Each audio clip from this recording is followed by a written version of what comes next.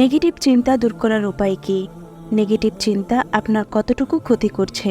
পবিত্র কোরআনে মহান আল্লাহ তাআলা রাব্বুল আলামিন বলেছেন, অতঃপর আমি তার আহ্বানে সাড়া দিলাম এবং তাকে দুশ্চিন্তা থেকে মুক্তি দিলাম। এভাবেই আমি বিশ্বাসীদেরকে মুক্তি দিয়ে থাকি। আসসালামু আলাইকুম ওয়া রাহমাতুল্লাহ।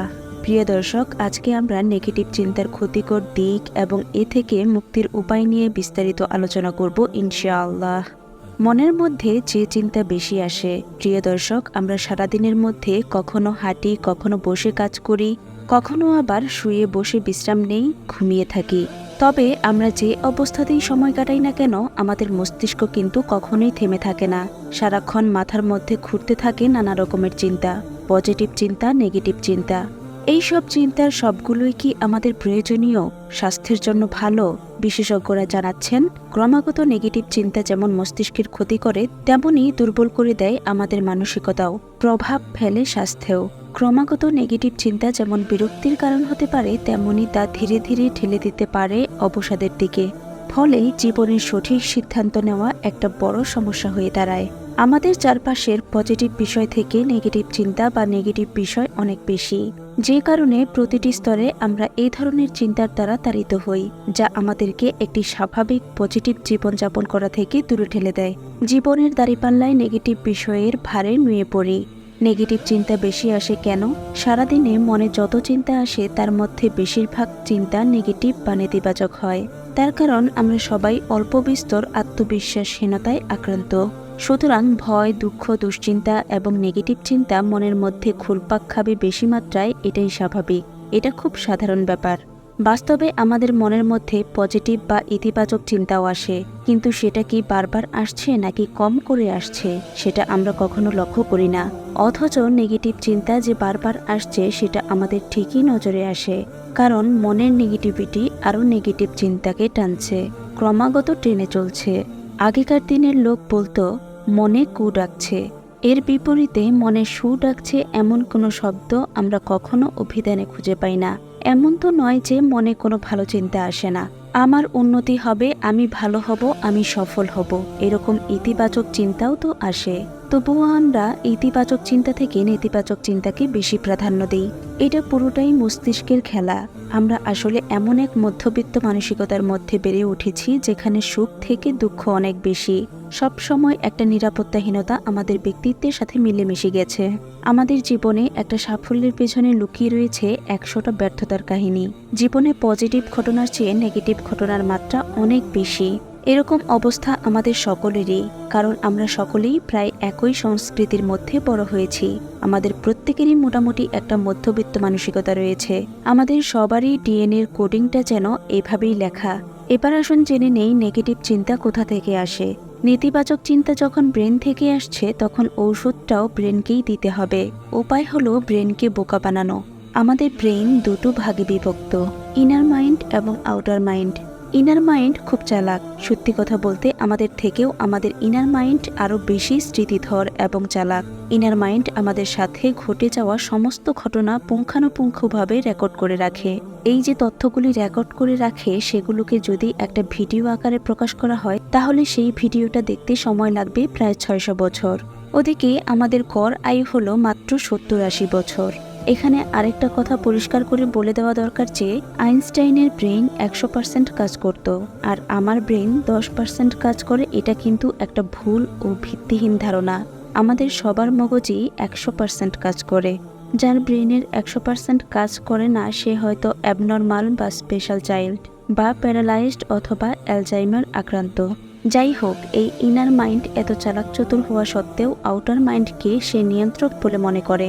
আউটার মাইন্ড যদি কোনো কথা বারবার ইনার মাইন্ডকে বলে, তাহলে ইনার মাইন্ড আউটার মাইন্ডের কথা শুনতে বাধ্য এবং সে তার অসম্ভব শক্তি দিয়ে ওরকম পরিবেশ তৈরি করতে থাকে।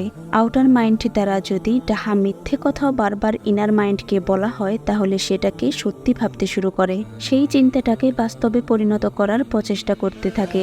ইনার মাইন্ডের কিছু অলৌকিক ক্ষমতা আছে, যেমন টেলিপ্যাথি, থার্ড আই পাওয়ার বা আকর্ষণ করার শক্তি ইত্যাদি। ইনার মাইন্ড আউটার মাইন্ড বসের আদেশ পালন করার জন্য এগুলোকে কাজে লাগানো শুরু করে।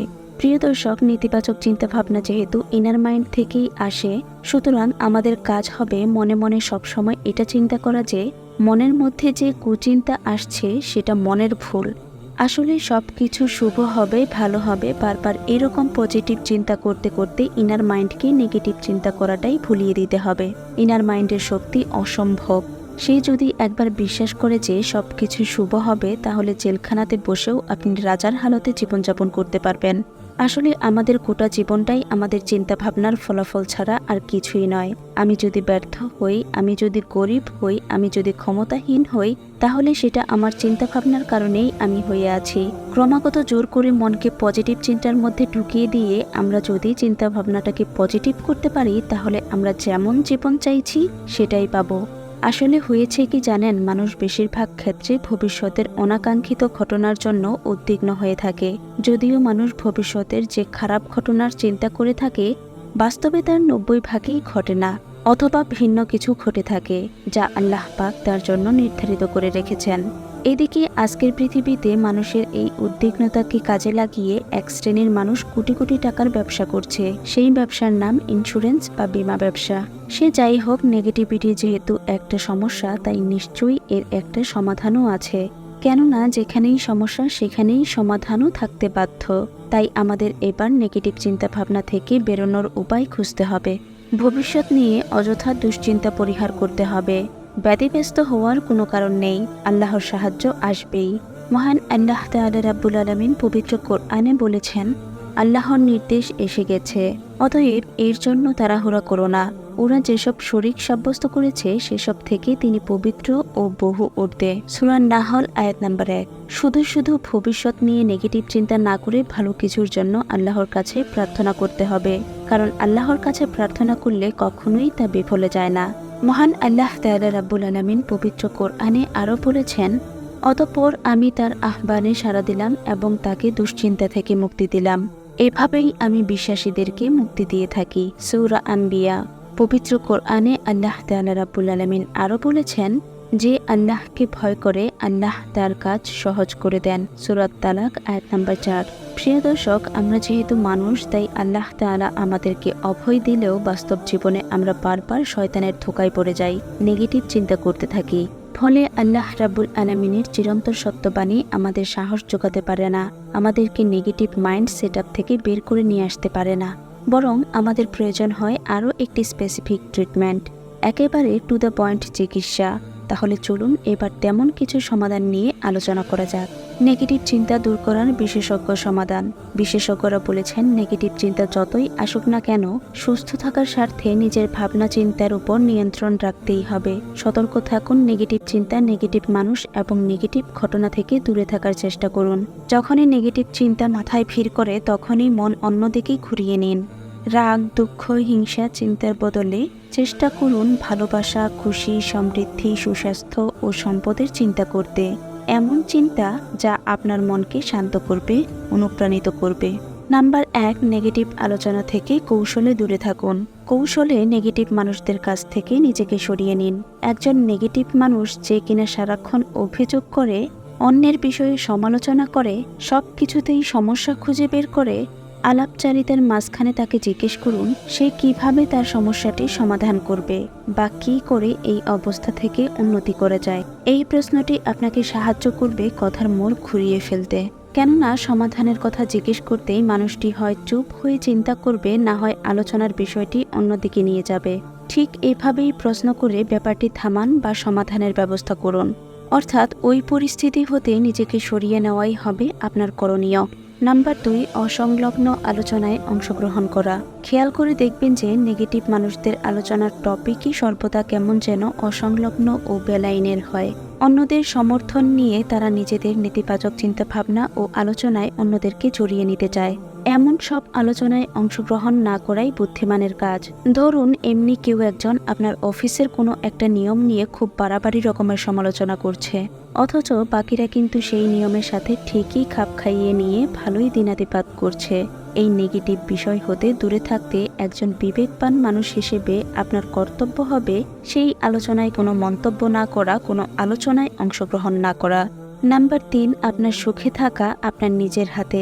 সফল মানুষদের মনোভাবটা অনেকটা এরূপ। নিজেদের কোনো কাজ নিয়ে যদি তারা খুব সন্তুষ্ট ও সুখী থাকেন, তখন তারা অন্য কারো মন্তব্য একদম পরোয়া করেন না। একবার ভাবুন তো, আপনি কি কখনো পারবেন নেগেটিভ কোনো মানুষের মন মানসিকতায় সম্পূর্ণ পরিবর্তন আনতে? উত্তর যদি না হয়, তাহলে জেনে রাখুন তাদের এরূপ মানসিকতার জন্যই কিন্তু তাদের মন্তব্যগুলো হয় অপ্রীতিকর, মাঝে মাঝে বিরক্তিকরও বটে। অতএব যেহেতু অন্যদেরকে পরিবর্তন করার ক্ষমতা আপনার নেই, সেহেতু তাদের মাপকাঠিতে নিজেকে তুলনা করে হতাশাগ্রস্ত হওয়া বোকামি। যেদিন হতে আপনি অন্য মানুষদের মন্তব্য হতে নিজেকে যাচাই করা শুরু করবেন, ঠিক সেদিন হতেই আপনি নিজের সুখের চাবি অন্যদের হাতে সঁপে দিবেন। কিন্তু এমনটা যেন না হয়, তাই নিজেকে নেগেটিভ বিষয় হতে দূরে রাখুন। নিজের সুখের মানদণ্ড নিজের মতো করে গড়ে তুলুন। নাম্বার 4, সমস্যায় নয় সমাধানে মনোযোগী হওয়া। নেগেটিভ কোনো মানুষের সাথে কথোপকথনে লিপ্ত হলে, ওহ উনি এমন কেন, কখন থামবে, ধুর কি বিরক্তিকর ইত্যাদি চিন্তা মাথায় না এনে বরং চিন্তা করুন যে কিভাবে ওই পরিস্থিতি থেকে বেরিয়ে আসবেন।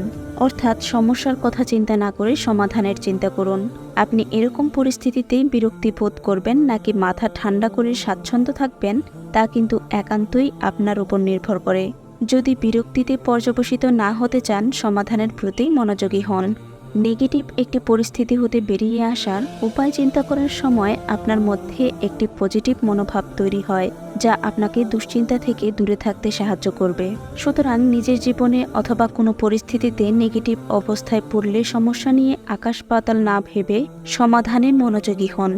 নাম্বার 5, পূর্ব অভিজ্ঞতা থেকে শিক্ষা নিন।